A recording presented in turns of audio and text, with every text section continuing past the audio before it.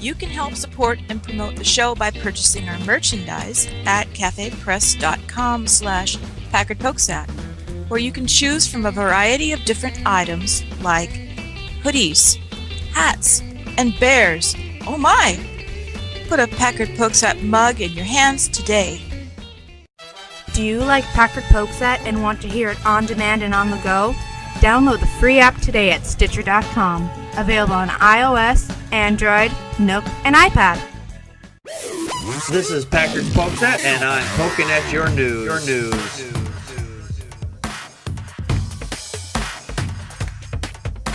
Good evening, everyone. Welcome to another fine edition of Packard Pokes At. I am your immutable and unmutable host, Packard Sonic.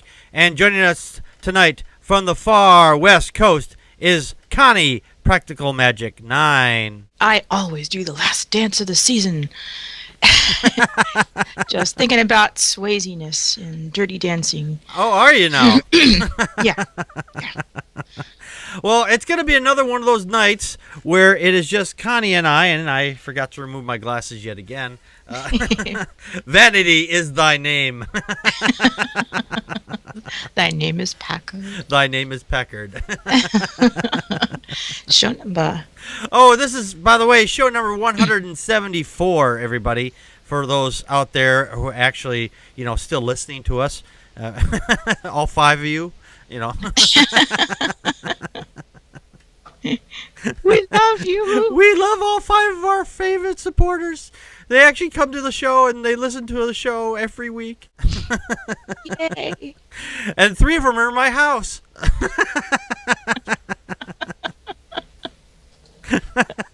Oh, goodness. Anyway, we have a great show for you tonight, so let's get going to our first topic for this evening. Building a better future, science and technology.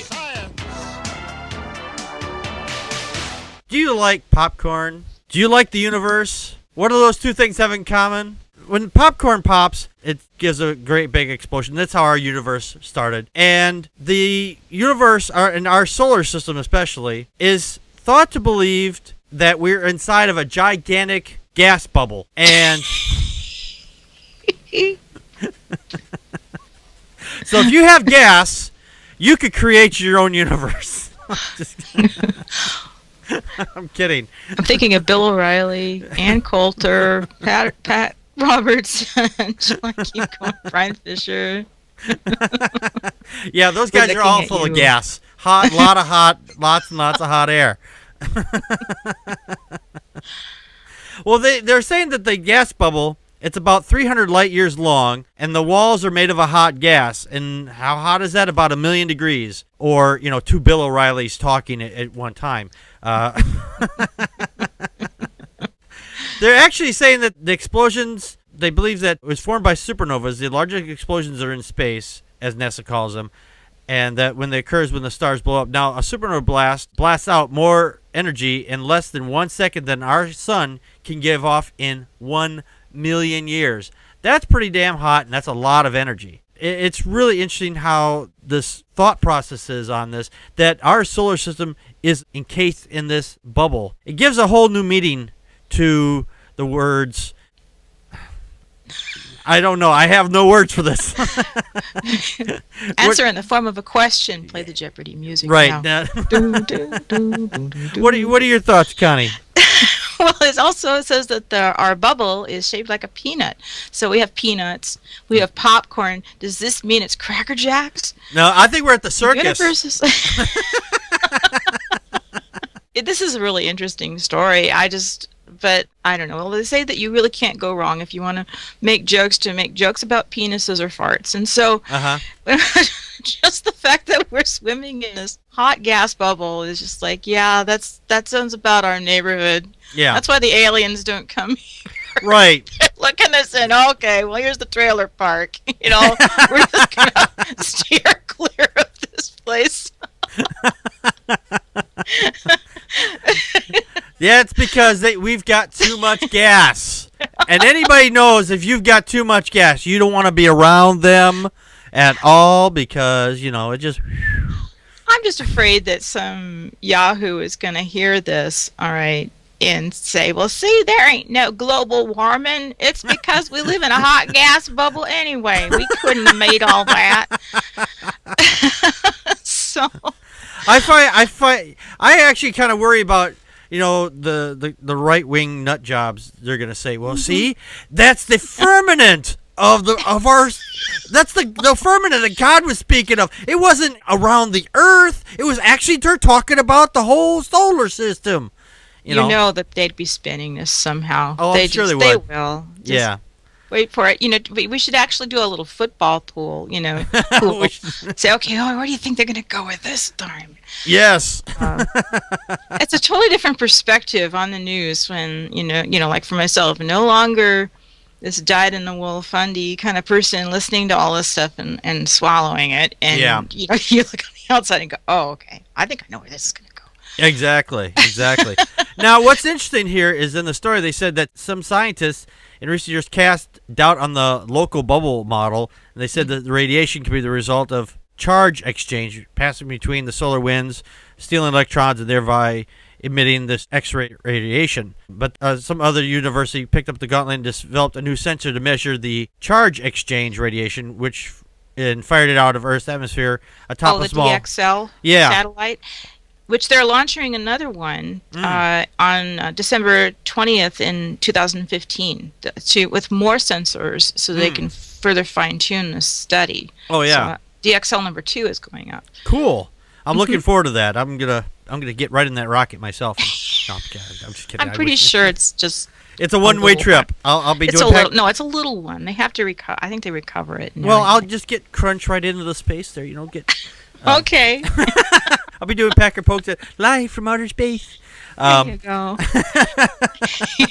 Well, it did say that they analyzed the data, and it took them about 5 minutes of the detector to read it. I mean, they spent months and months and months, maybe years, to build this specialized sensor-ish rocket sensoring device, and it took a whole 5 minutes for it to go, yep, that's what it is. Well, this will give them some kind of an idea, too, of better how to...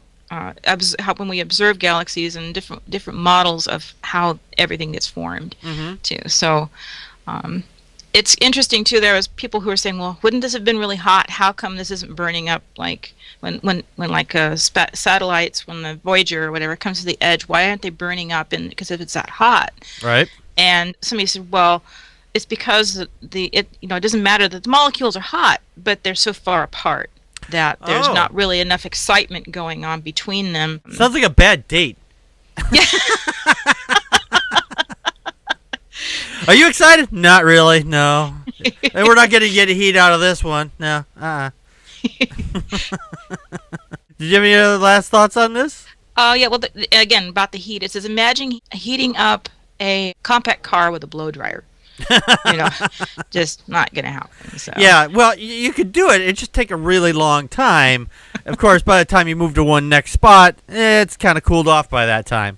So, yeah. And meanwhile, somewhere in Georgia, a redneck is thinking how he could go out there and light up that gas like a fart. I suppose so. If we make it's 1 million degrees, we make it 2 million, it just explode. Oh, yeah. I'll get right on that. I got some juice in the back that I've been making. I got the duct tape. we have an old water heater back here. I think that'll work. We'll hook that right up to the old Plymouth in the backyard, and we'll just drive it right out the edge solar system, and we'll just blow it all right up. This is exciting. I just love that they're finding out more and more about, speculating and going out there and finding out, okay, well, is this what happened? Is this why this phenomenon exists, and what is it? So we need more space exploration. We need more understanding. Absolutely, we do. Absolutely, we need this because we need to understand how the universe is made. I mean, there's a lot of empty out there, and it certainly wasn't made for just us because that would be a big waste of fucking space. I mean, if we have all that room out there, I need a bigger place because, there's all that room out there. Nothing down here on Earth, though. Anyway, well, let's get on to our next topic for this evening. You are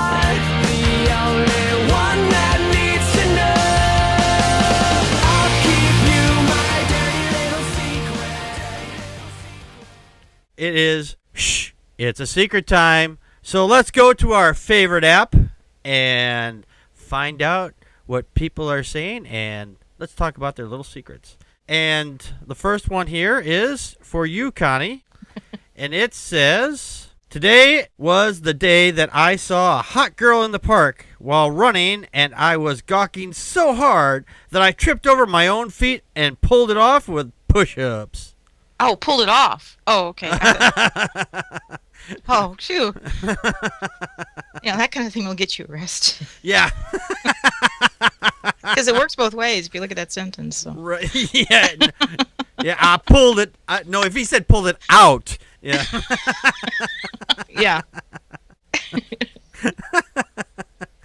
Okay. Rim shot. Ching.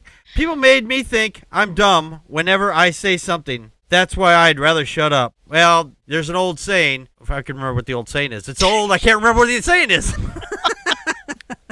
Something about removing. To be silent and thought to be wise than to open your mouth and remove all doubt. Exactly. Oh, shoot, that's not right either. No. I screwed it up for you too here. It's better to be thought as wise, or it's better to be thought as stupid, and then instead of open your mouth and remove all doubt. Something like that. Something like that. Something like that.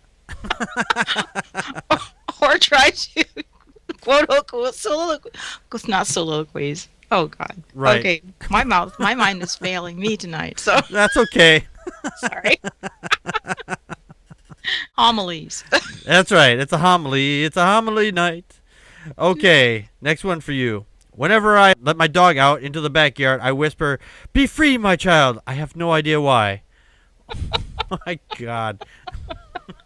It's not your dog. Fly, be free. Oh, wait a minute. It's a dog. You don't have wings. Oh, yeah. Trouble is, I live on the 4th floor. Oh. I apologize. That was really I do like animals. Please don't beat me. That reminds me. Comedy wants it. It wants it. Right. You know, that reminds me. There is. If you've ever seen the movie, the Weird Al movie, the one. Yes. Okay. There's this scene. He's like, "We're gonna teach poodles how to fly," and he drops them out the window. And then you go outside. And he goes, "Oh man!" And then you see this gigantic, huge pile of animals.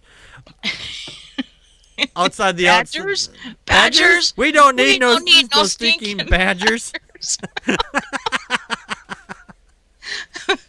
It's required watching at our house. Well, sometimes. Every now and then you got to do that. Right. Okay, screwing with work equipment. I tested my belly button for bacteria. Needless to say, I'm drowning myself in bleach when I get home. Well, if you're screwing the equipment, dude, you need a better hobby, because that equipment is not made for you to have sex with. Oh, wait a minute. It's just you're screwing around with it. They're sticking in their belly button. You know, that reminds me of the old joke about, you know, you don't have to worry about me getting pregnant because my boyfriend's a blonde too. So.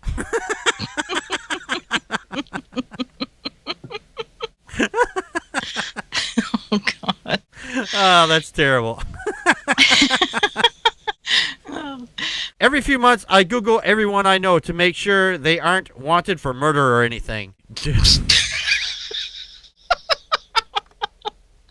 Sad part is, they don't really know anybody else.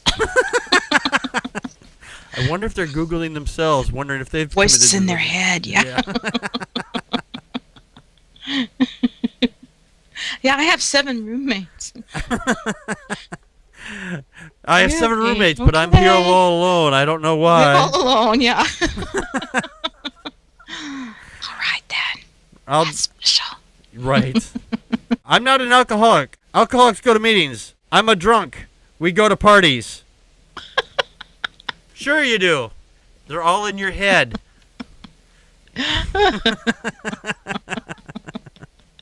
It's a meeting of alcoholics. Only thing is, you're not going there to get sober. You're there to get drunk. It's just a different meeting. That's all. Well, at the second meeting, you have a great chance that somebody's going to throw up in your hat. So Yeah. I'm not sure that was really a plus. Mm-hmm. Definitely. That's always a plus to have someone throw up in your hat or something. It's like, yeah. The first one has donuts. And coffee. The other one has donuts and coffee. The other one just has more alcohol.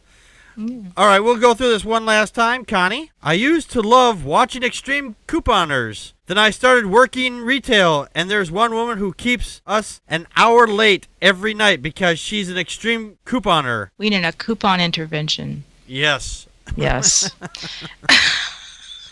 You have too many. She has coupons. a million coupons, no friends, and no life.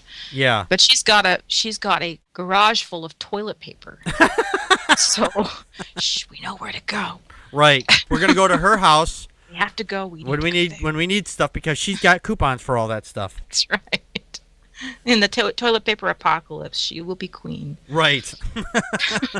Guess I shouldn't mock.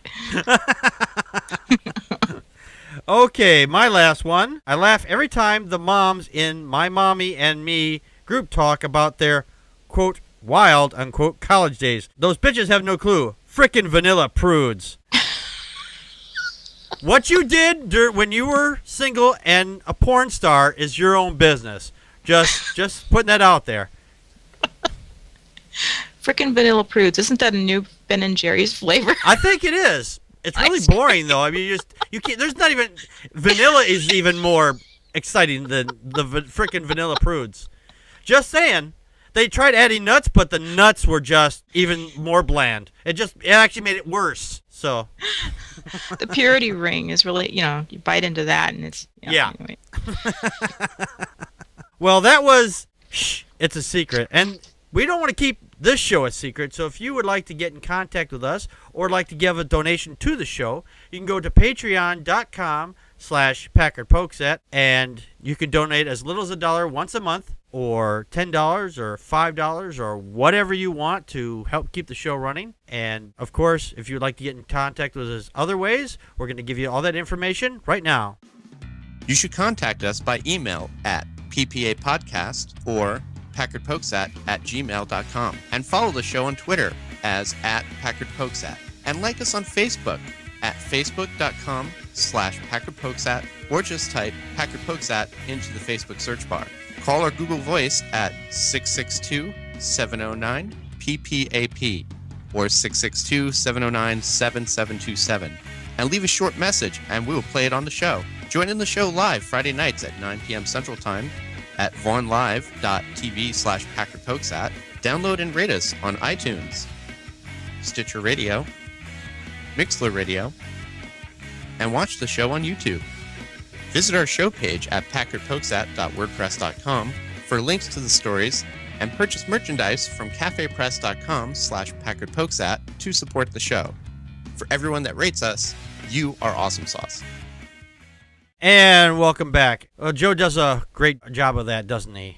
Oh, yes. It does. I don't know how he gets away with it. He comes in here and he's not even here.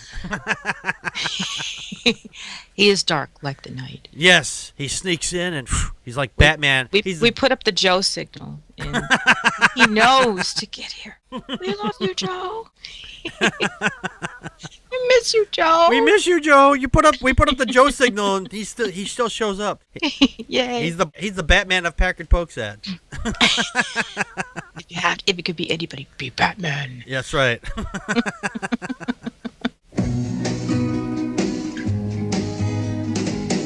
Don't know much about history. Don't know much biology. Don't know much about a science book. Well, we have another video for you tonight, and it's somebody you love, and we just love having him here on the show with us. All right, so let's show that video right now. What is your God? Is it money? So when you get money, what's going to happen? Is it fame? So when you get fame, what's going to happen? You see these very popular people in the media who commit suicide, like Robin Williams recently, and you say, what is the deal with him? What happened? You find people who are at the top of the game in music and they're strung out on drugs. What happened? What was their God? Well, you see, the God of the heathen are idols. And everything that you seek in life can ruin you unless that something and somebody is God himself. He can fill your every need, and he won't disappoint you, and you won't want to commit suicide after you have come to him. And Pat Robertson is commenting on the death of Robin Williams. And quite frankly, I'm appalled that this little ass munch has the audacity to say, is money your god? And the guy has fucking diamond mines out in South Africa. Do you smell the irony there, do you? And probably has a few oil wells and money spread around, and racehorses, and yeah, and has money spread all over the place. So we know who your god is, Pat Robertson. It is money. So don't sit there and claim that he killed himself because of money or fame or whatever, because you have your own TV show that you are out spouting crap on. So don't sit there again and say that you're out, and if someone is famous, then they're going to kill themselves, because that is fucking ridiculous. Connie, your thoughts? Well, and disingenuous. Yes. He's been on TV since 1961. He heads up his own show. He has his own thing. He ran for president. He loves being in the public eye. And hypocrite. You know, I hate that he assumes that fame and money should have been enough of a reason for Robin Williams, I'm assuming, to be happy. And that's what he's saying. Yeah. Well, you had all this stuff, and he takes his view of what fame and fortune and rock and roll and drugs and all this from, I'm assuming, from an old Bob Dylan song from when the couple years there, Bob Dylan became a born-again Christian, and he had a song, Gotta Serve Somebody, 1979. And, you know, you gotta serve somebody. The presupposition is that it doesn't matter whether you believe in God or you don't. You're going to be serving something. Something is going to be your God. It's an asinine idea. Yes. We don't need it. So it's very loathsome that Pat has no idea what drives people to suicide, because the fact is that even though, you know, Christians, even if they don't have as high a rate of suicide as other people, it doesn't mean people aren't depressed. It doesn't mean that they aren't tempted to commit suicide, and they are urged to remain silent because they will be shamed and told it's wrong. So all they do is shut up. And they suffer in silence. It doesn't mean that that thing goes away, and it's not an answer. And because nothing on this earth, on this planet, can make you happy.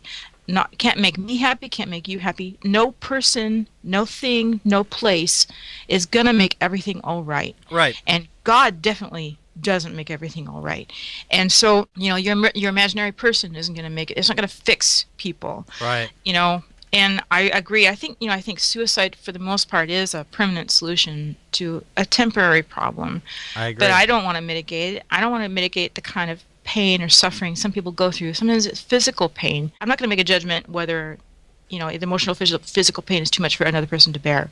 Right. So, no, Pat Robertson is a smug asshole. Oh, yeah. And I can't stand how dismissive he is of everything, and what a hypocrite he is.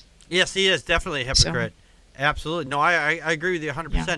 Because the religious people will say, well, God never gives anybody more than they can handle. And I find that really insulting, because there are people out there who are starving or whatever, and they think that, yeah, well, God just put them through a test or whatever. Like, that's also insulting. People can only handle so much. Problems. Yeah, yes, exactly. They're personal problems.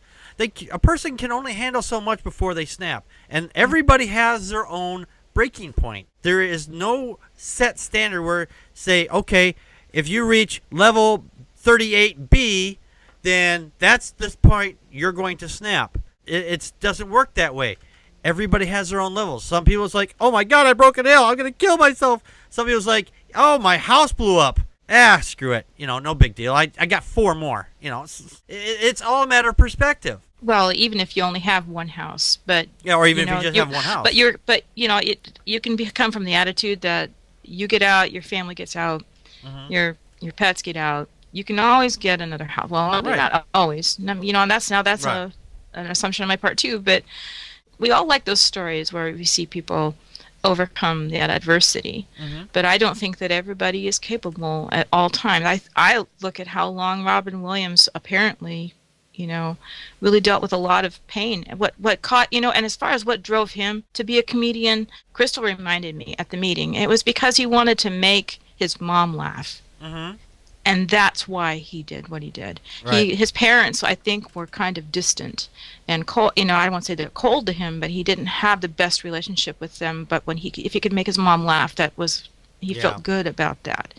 I like doing that. I personally like doing that. If I go into some place and I'm out, if I can make one person smile or laugh, I've accomplished something that day. Even if it's just for that moment, then I know that I impacted on somebody, because they're going to go, oh, they're going to remember that one little thing. Maybe they never will, but there's always the possibility they might, and they're going to think about it as, oh, by the way, there was this goofy guy in the store, and he said this, and it was really funny, and it spreads out, like ripples in a pond. Right. And when people have problems, psychological problems, and they can't get past that, no matter how hard they try, God is not going to be the answer to those problems. I mean, there are Christians out there who commit suicide for the same reasons. They just can't get past whatever problems that they have. So to say that it's a problem because they've lost their faith or whatever, that's total garbage. Yeah, it is. So it is. Yes. Fly me to the moon, let me play among the stars, let me see what spring is like on Jupiter and Mars. And on tonight's Did You Know They're an Atheist? Tonight we're going to be talking about John Malkovich. I think I'm pronouncing that right. There's actually a movie. I've only seen parts of it. It's a movie called Being John Malkovich, which I never really understood. That supposedly you go through this little door, and then you become the eyes and ears, and you can control John Malkovich for a little while, and then you get spat out the ear or something, and you end up down all slimed up and down some ramp or something. And it's like, everybody, we're going to get a bunch of friends, we're going to get to go, we're going to all control John Malkovich. And like, I can't think of anybody that I would want to control like that, just for fun. Well, maybe a couple, but... Oh, I just think you haven't thought about it enough. I probably haven't thought about it. They should have... Sorry, go ahead. No, I was gonna say, if we could do that with some people that we've talked about here on the show, and them to come out and say, I really don't believe in God. I'm actually a big fraud.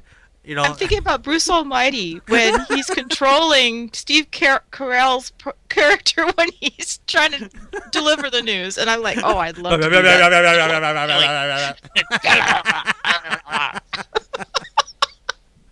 That would be so awesome. Yeah, it would be. But I had a happy thought. That was really make Pat Robertson act like he's demon. Right. I don't care. That would be funny. That would be funny. And no one would notice. Right? Right, not like anybody notice anything. Anyway, there's a great quote he says. Before I get into what he actually said, he was talking about his thoughts on Sigmund Freud. And he says, I think he was a fantastic man. I mean, flawed, sure, but I don't even know what that means. I think his basic premise is people are strong enough to bear and comprehend, and if they could remember and name the source of various griefs and sorrows, that they would, by that act, be able to live with them. And I think that's quite a fantastic notion. I particularly like him because he was an atheist, and I grew tired of religion some time ago, not long after birth. I believe in people, I believe in humans, I believe in a car, but I don't believe in something I can't have absolute no evidence for the millenniums. And it's funny, people think analysis or psychiatry is mad, and they go to church. So, in a roundabout fashion, he says that he does not believe in God. Kind of your thoughts? He's not always been my favorite actor, but I find it really hard, I think, to really like actors when I was younger, when they consistently play villains, and he says, he just kind of has an affinity for it. He's not a method actor, but he usually plays these people. Reading his bio page on IMDb, he's a very interesting man. He thinks about a lot of things. He's not particularly political, but that quote, it kind of that kind of encapsulates him. He just says, well, I just didn't see, any reason to believe this, and that was it. And he's very matter of fact, but he's a very deep thinker. And so I appreciate the way he approaches roles, and he usually is really effective in the movies and things I've seen him in. Everybody probably knows that the more recent movies he's done was Red 1 and 2 with Bruce Willis, where Helen Mirren and their assassins, I guess you'd say, CIA or something. But yeah, really interesting man, and he started the Steppenwolf Theater in Chicago with his good friend Gary Sinise, who, if memory serves me right, he's also an atheist, but I don't know that. So back in 1976, he started out in theater, and he eventually moved to acting in movies. Somebody said, "We have a role we'd like you to be in a movie," and he said, "I needed some money. I wasn't doing anything." I said, "Okay." So he really fell into acting. He didn't really plan it. Yeah, and proved a professor wrong. Professor told him in college he'd never amount to anything as an actor. So. John Malkovich, you're never going to be an actor. You're not going to commit to nothing.